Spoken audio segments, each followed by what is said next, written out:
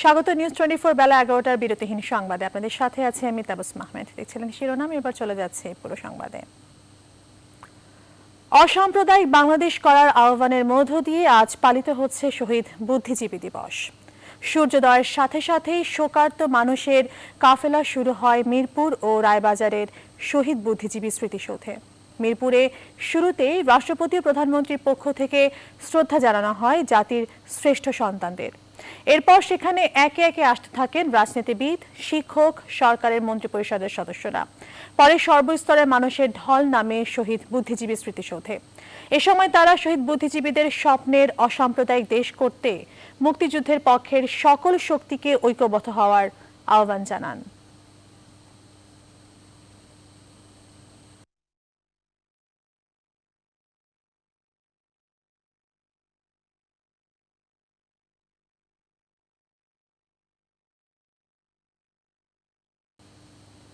শ্রদ্ধা নিবেদন শেষে জাপার চেয়ারম্যান জিএম কাদের কথা বলছেন মিরপুরে। দর্শক, আমরা সরাসরি চলে যাচ্ছি সেখানে।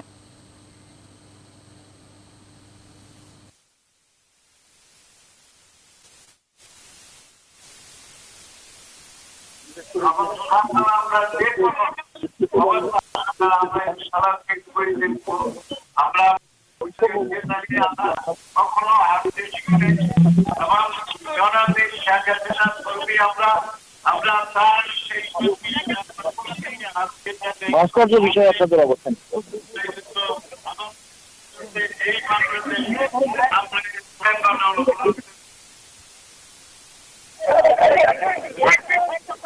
শুনতে পাচ্ছিলেন জিএম কাদের, তিনি যেটি বললেন যে জাতীয় পার্টি এই সাম্প্রদায়িকতার করছি। আর যেহেতু বিজয়ের মাস,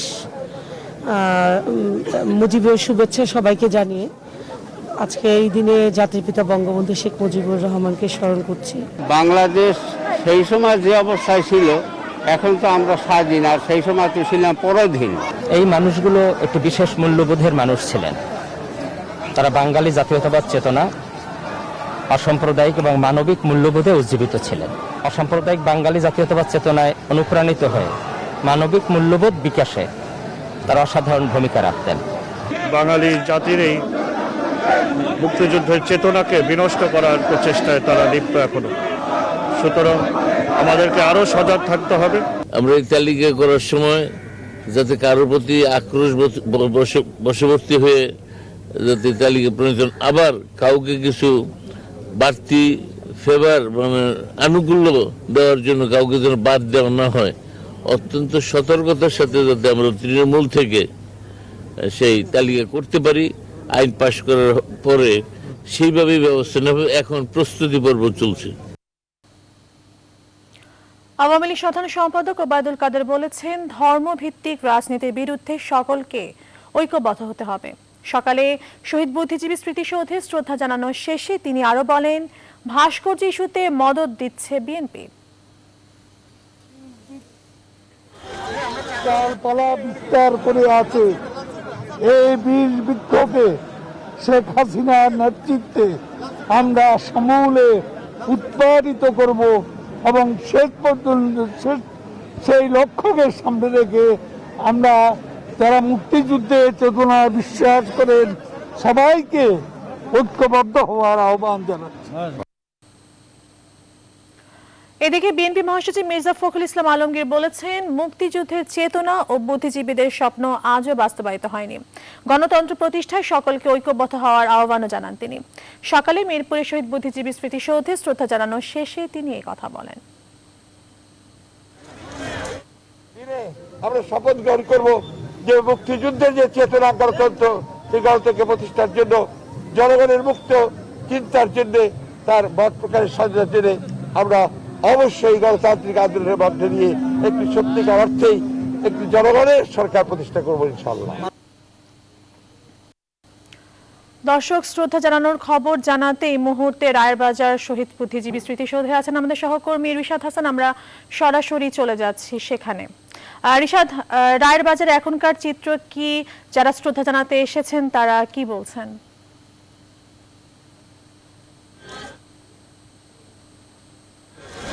তাবাসসুম, আপনাকে ধন্যবাদ। সকাল 7টার পর থেকে আসলে এখানে সাধারণ মানুষের জন্য শ্রদ্ধা নিবেদনের জন্য এই রায়েরবাজার বধ্যভূমির যে শহীদ বুদ্ধিজীবী স্মৃতিসৌধ আছে সেটিকে উন্মুক্ত করে দেওয়া হয় এবং সকাল থেকে কিন্তু মানুষ ব্যাপক উৎসাহ উদ্দীপনার মধ্য দিয়ে কিন্তু এখানে আসছেন এবং শ্রদ্ধা ভরে হাতে ফুল এবং বিনম্র শ্রদ্ধার সঙ্গে কিন্তু তারা এই শহীদ বেদিতে তারা শ্রদ্ধা নিবেদন করছেন। আমরা যদি একটু ক্যামেরার চোখে দেখাতে যাই, এখনও কিন্তু মানুষের আনাগোনা রয়েছে এবং একই সঙ্গে সরকারি বিভিন্ন অঙ্গ সংগঠনগুলো রয়েছে এবং সেই সঙ্গে বিভিন্ন স্কুল কলেজ বিশ্ববিদ্যালয়ের পক্ষ থেকে শ্রদ্ধা নিবেদন করা হয়েছে। এখানে এসেছিলেন ঢাকা বিশ্ববিদ্যালয়ের উপাচার্য, তিনি বলেছেন যে সাম্প্রদায়িক শক্তির বিরুদ্ধে সকলকে ঐক্যবদ্ধ হতে হবে। এখানে এসেছিলেন আওয়ামী লীগের পক্ষ থেকে মতিয়া চৌধুরী এবং বেগম মতিয়া চৌধুরী, তিনি বলেছেন যে সাম্প্রদায়িক শক্তির বিরুদ্ধে বিশ্বব্যাপী মুক্তির জন্য যে যুদ্ধ, সেই যুদ্ধ এবং সংগ্রাম অব্যাহত থাকবে এবং সাম্প্রদায়িক শক্তিকে যে কোনো মূল্যে রাজনৈতিকভাবে দমন করা হবে। এবং সেই সঙ্গে এখানে এসেছিলেন মুক্তিযুদ্ধ বিষয়ক মন্ত্রী, তিনি বুদ্ধিজীবীদের তালিকা নিয়ে কথা বলেছেন এবং এখন পর্যন্ত যে 1222 জনের যে তালিকা প্রস্তুত করা হয়েছে, এরপরে সারা দেশব্যাপী যে তালিকা সেটি আগামী 26শে মার্চের মধ্যে কিন্তু সেটি প্রস্তুত করা হবে বলেছেন। এবং সেই সঙ্গে উগ্র মৌলবাদের বিরুদ্ধে সকলকে জাগ্রত হয়ে একত্রে আসলে মাথাচাড়া দিয়ে উঠতে হবে এবং সেই সঙ্গে তাদেরকে শক্ত হাতে দমন করতে হবে। এবং একই সঙ্গে তারা বলেছেন যে কোনো রকম আইন নিজের হাতে তুলে না এনে আইনের প্রতি শ্রদ্ধাশীল থেকেই আসলে এই সমস্যা মোকাবেলা করা সম্ভব, এই বাস্তবতা থেকে বেরিয়ে আসা সম্ভব। এবং সেই সঙ্গে তিনি বলছিলেন যে আসলে বাংলাদেশে সর্বশেষ 1971-এর পরেও দীর্ঘ সময় যাবৎ যে রাজাকার আলবদর আশরামসের উত্তরসূরিরা রয়েছেন, তাদের একটা বড় সময় ধরে তাদের শোষণ চলেছে এবং পরবর্তীতে আওয়ামী লীগ যখন ক্ষমতায় আসে তারপরে কিন্তু আসলে অসাম্প্রদায়িক বাংলাদেশ গঠনের লক্ষ্যে দীর্ঘ সময় ধরে কাজ করে যাচ্ছে।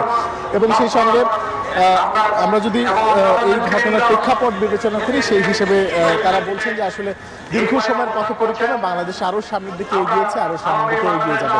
এই ছিল আমার কাছে রায়েরবাজার থেকে সর্বশেষ পেয়ে যাচ্ছে তাবাসসুম, আপনার কাছে স্টুডিওতে।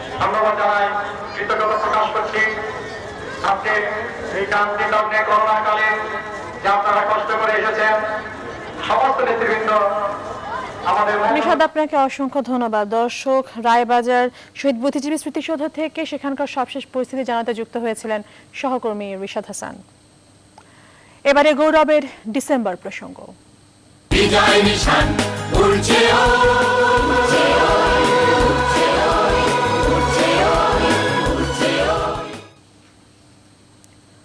স্বামীর সাথে সংসার করতে পেরেছেন মাত্র 2 বছর 10 মাস, সেটাই জীবনের শ্রেষ্ঠ সময়। 2 সন্তানকে নিয়ে পান্না কায়সারের জীবনে এসেছে অনেক চড়াই উতরাই।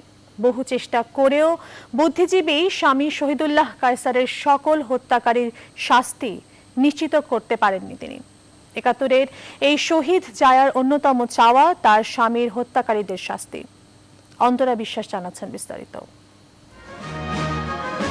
1969 দেশ জুড়ে চলছে গণ অভ্যুত্থান। কারফিউয়ের একদিনে পান্না কায়সারের বিয়ে হয় সাংবাদিক, লেখক ও বুদ্ধিজীবী শহীদুল্লাহ কায়সারের সাথে। তার সাথেই অল্প অল্প করে দেশের রাজনীতি, সমসাময়িক পরিস্থিতি দেখা। প্রতিদিনই আমার কাছে নতুন পৃথিবী মনে হতো। স্বামী কায়সার ও অমিতাভ কায়সার এই 2 সন্তানের জন্ম হয় মুক্তিযুদ্ধের আগেই। 71-এর 25শে মার্চের ঘটনায় জগন্নাথ হলে পড়ে থাকা অগণিত লাশের স্তূপ দেখেছেন পান্না কায়সার। মুক্তিযুদ্ধের সময় দেখতে পান স্বামী শহীদুল্লাহ কায়সার কিভাবে মুক্তিযোদ্ধাদের সাহায্য করেছেন। ডাব্বির কাছ থেকে সেই ওষুধগুলো কালেক্ট করে নিজের কাছে রাখতো এবং সপ্তাহে একটা লোক আসছে লুঙ্গি পরে, আমি লক্ষ্য করতাম, লোকটা চট করে একটু আড়াল হয়ে দাঁড়াতো, শহীদুল্লাহ কাছে একটা প্যাকেট ওর কাছে দিয়ে দিত। এইগুলো যে ওষুধের প্যাকেট, নানান রকমের খাবারের প্যাকেট, অনেক বস্তার মতন আর কি। 14 ডিসেম্বর 1971 পান্না কায়সারের বিয়ের তখন মাত্র 2 বছর 10 মাস পার হয়েছে। সন্ধ্যায় আলবদর বাহিনীর সদস্যরা ধরে নিয়ে যায় বুদ্ধিজীবী শহীদুল্লাহ কায়সারকে। আর ফেরেননি শহীদুল্লাহ কায়সার। দেবর জহির রায়হান পান্না কায়সারকে নিয়ে গিয়েছিলেন রায়েরবাজার বধ্যভূমিতে। লাশের স্তূপেও পাননি শহীদুল্লাহ কায়সারকে। পরে ভাইকে খুঁজতে গিয়ে জহির রায়হানও নিখোঁজ হন। বদ্ধভূমিতে কাদা পানিতে মিশ্রিত শহীদের লাশ ছুঁয়ে আমি নিজেকে প্রতিজ্ঞা করেছি আমি আমার সন্তানদের মুক্তিযুদ্ধের চেতনায় বড় করব। কোনো মেয়ের ভাগ্যে যেন কখনো এটা না আসে। পান্না কায়সারের ক্ষোভ, শহীদুল্লাহ কায়সারের হত্যাকারীদের কেউ কেউ এখনো পালিয়ে আছে বিচার ও শাস্তির আওতার বাইরে। যাকে আমি শনাক্ত করলাম, আমার হাত থেকে টেনে হিস্ট্রি যাকে নিয়ে গেল, তার বিচারও হলো জিয়াউর রহমান ক্ষমতা এসে তাকে সাধারণ ক্ষমা করে রাজবন্দী হিসেবে তাকে মুক্তি দিয়েছে। এই ঘৃণা কোথায় রাখে? সে এখনো বাইরে বিচরণ করে। আর কি কোনো আইন নাই তাকে ধরবার? ৭১-এর সকল ঘাতকেরই শাস্তি হবে, এই প্রত্যাশায় বুক বেঁধে আছেন পাবনা কায়সার। বিরুদ্ধে মানহানির কেস করেছে। অন্তরা বিশ্বাস, নিউজ 24, ঢাকা।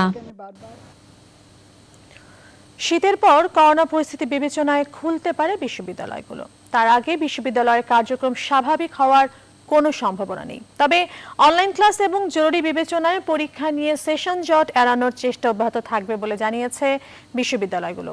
এদিকে সেশন জটের শঙ্কার পাশাপাশি নামমাত্র অনলাইন ক্লাসে কোনো রকম প্রস্তুতি ছাড়াই আবাসিক হল বন্ধ রেখে পরীক্ষার সিদ্ধান্তে বিপাকে পড়েন শিক্ষার্থীরা। আরও জানাচ্ছেন সজল দাস। অচল অবস্থা বিশ্ববিদ্যালয়গুলোই। প্রায় বছর শেষ করোনায়, সেশন জট নিয়ে দুশ্চিন্তায় শিক্ষার্থীরা। থিওরি কোর্সগুলো ওখানে মোটামুটি শেষ হচ্ছে, কিন্তু প্র্যাকটিক্যাল নিয়ে আসলে টেনশন হচ্ছে। সেশন জট হবে, পিছিয়ে যাব 1 বছর পুরো। চলছে নামমাত্র অনলাইন ক্লাস, যেখানে শিক্ষার্থী উপস্থিতি একেবারেই কম। স্থবির শিক্ষা কার্যক্রমে দুশ্চিন্তা বাড়ছে শিক্ষার্থীদের। সেশন জট সম্ভাবনা দুশ্চিন্তা বাড়িয়েছে শিক্ষকদেরও।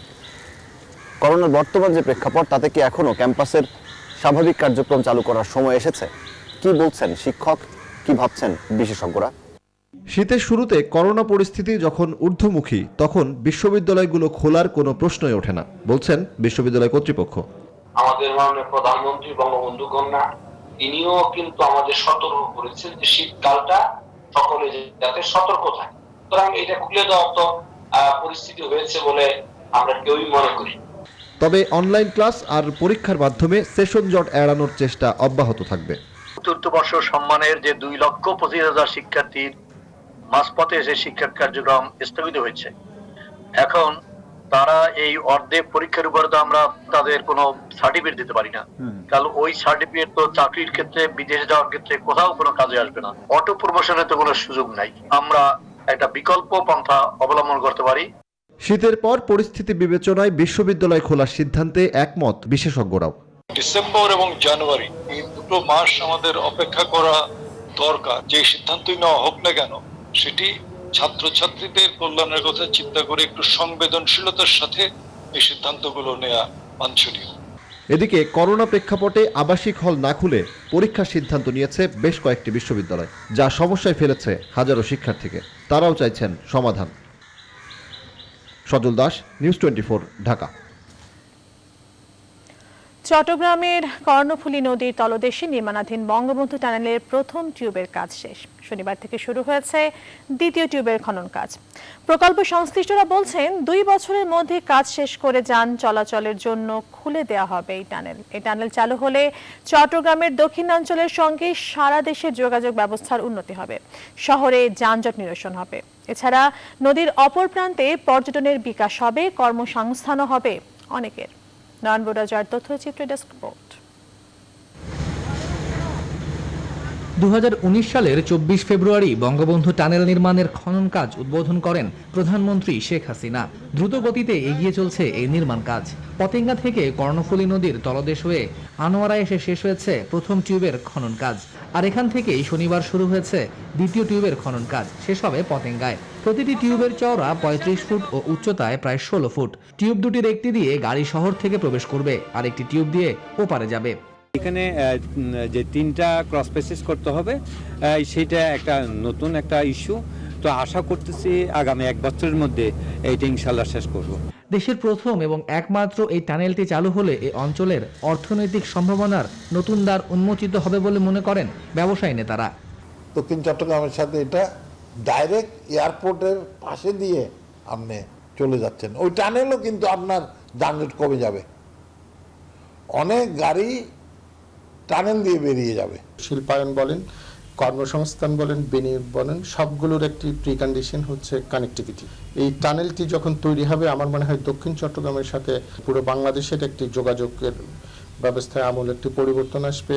খনন কাজ 1 বছরের মধ্যে শেষ হলে 2022 সালের শেষের দিকে যান চলাচলের জন্য খুলে দেওয়া হবে এই টানেল বলে জানালেন সংশ্লিষ্টরা। 61% কাজ সমাপ্ত হয়েছে, অর্থাৎ আমাদের যে টার্গেট লক্ষ্যমাত্রা অনুযায়ী আমরা সঠিক পথে এগোচ্ছি।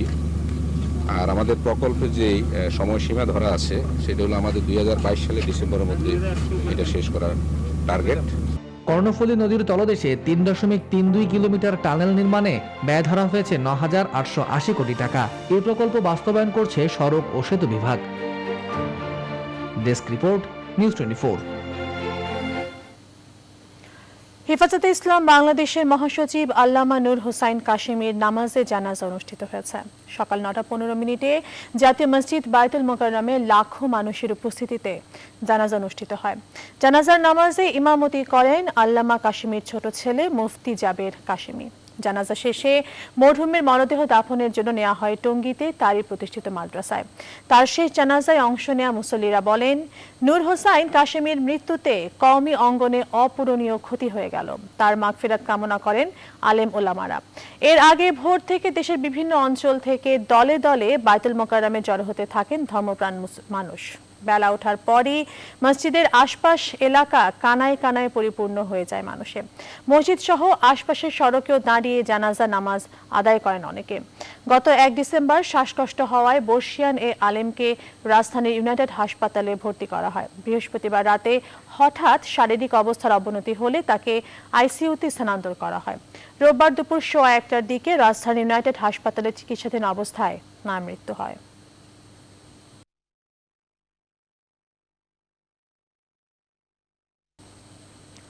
রাজধানীর রামপুরা খালের ওপর নির্মিত বাঁশের সাঁকো দিয়ে প্রতিদিন লক্ষাধিক মানুষ ঝুঁকি নিয়ে চলাচল করছে, এমন অভিযোগ জানিয়ে স্থানীয়রা বলছেন, নির্বাচন এলেই এলাকার জনপ্রতিনিধিরা সেখানে সেতু নির্মাণের প্রতিশ্রুতি দেন। ভোটে পাশ করার পর আর প্রতিশ্রুতির কথা মনে থাকে না।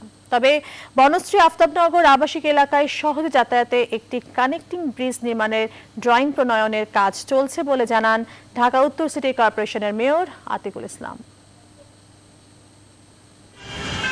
প্রায় 10 বছর ধরে ইস্টার্ন হাউজিং এবং আবাসিক এলাকার বাসিন্দাদের চাঁদায় নির্মিত বাঁশের সাঁকো দিয়ে খাল পারাপার হন স্থানীয় বাসিন্দা ও পথচারীরা। সরজমিনে দেখা যায় আফতাবনগর বনশ্রী আবাসিক এলাকায় যাতায়াতের সুবিধায় প্রতিদিন এভাবে জীবনের ঝুঁকি নিয়ে সাঁকো পারাপার হচ্ছেন। এতখানি ঘুরে তো কোথাও থেকে আসা যায় না, তাই এদিক থেকে আসতে হয় আমাদের। এই ব্রিজ ঘুরে যাইতে হয়, অনেক দূর হয়ে যায়। তাই আমাদের জন্য এই ব্রিজটা দিলে আমাদের জন্য অনেক উপকার হবে। প্রতিশ্রুতি বারবারই দেওয়া যায়, ইলেকশনের আগেও দেওয়া যায়। এটা যদি খুব দ্রুত একটা শুরু হয় সবার জন্যই আসলে ভালো হয়। সাঁকোটির আবার বেশিরভাগ অংশে বেহাল দশা, পার হতে গিয়ে অনেকে দুর্ঘটনার শিকার হচ্ছেন। অনেক লোকজন আছে বাঙ্গা দিয়ে পড়ে যায়, হাত পা ব্যথা পাই। যখন হাঁটাহাঁটি করি মাঝখান দিয়ে মানে সাঁকোটা নড়াচড়া করে, তখন আসলে অনেক ভয় লাগে। ওই পারে এই পারে সবাই চলাফেরা খুব ভালো, এখন সাঁকো থাকতে তো সবার বিপজ্জনক।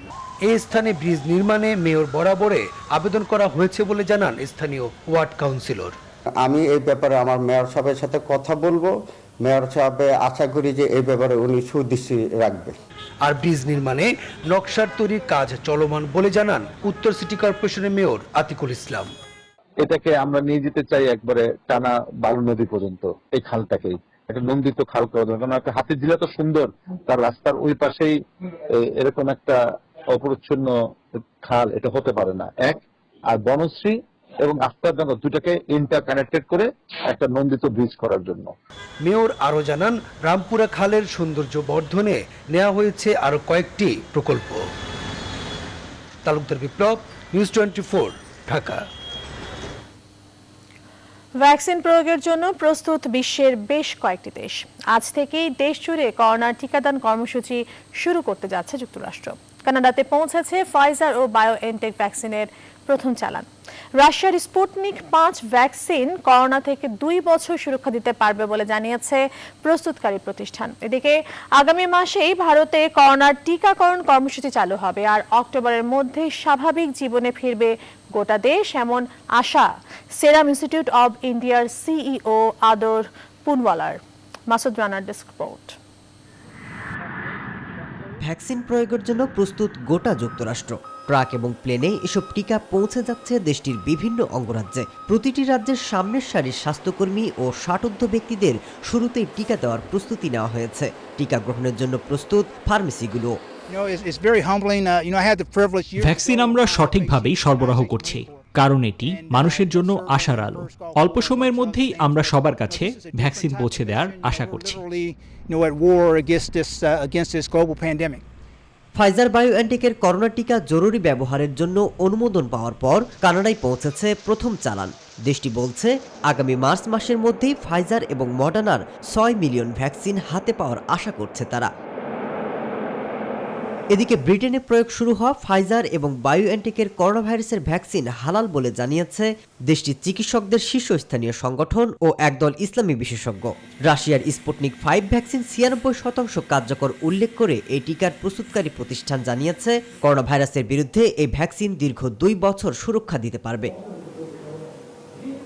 এদিকে ভারতে অক্টোবরের মধ্যে দেশটির প্রতিটি মানুষ টিকা হাতে পাবে, স্বাভাবিক হবে জনজীবন, এমনটাই আশা সিরাম ইনস্টিটিউট অব ইন্ডিয়ার সিও আদর পুনাওয়ালার।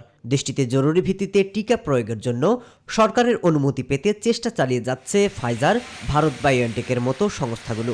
এই দৌড়ে সামিল হয়েছে সেরামও। মাসুদ রানা, নিউজ 24।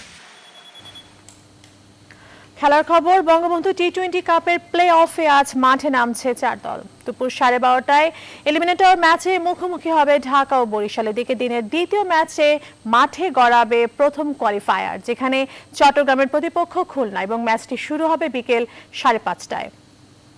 এদিকে শেষ মুহূর্তে এলিমিনেটর নিশ্চিত করা বরিশালও আছে আত্মবিশ্বাসের তুঙ্গে। ম্যাচের আগে অনুশীলন না করলেও ব্যাক টু ব্যাক জয় তুলে নেওয়ার ব্যাপারে আশাবাদী বরিশাল অলরাউন্ডার মেহেদী হাসান মিরাজ।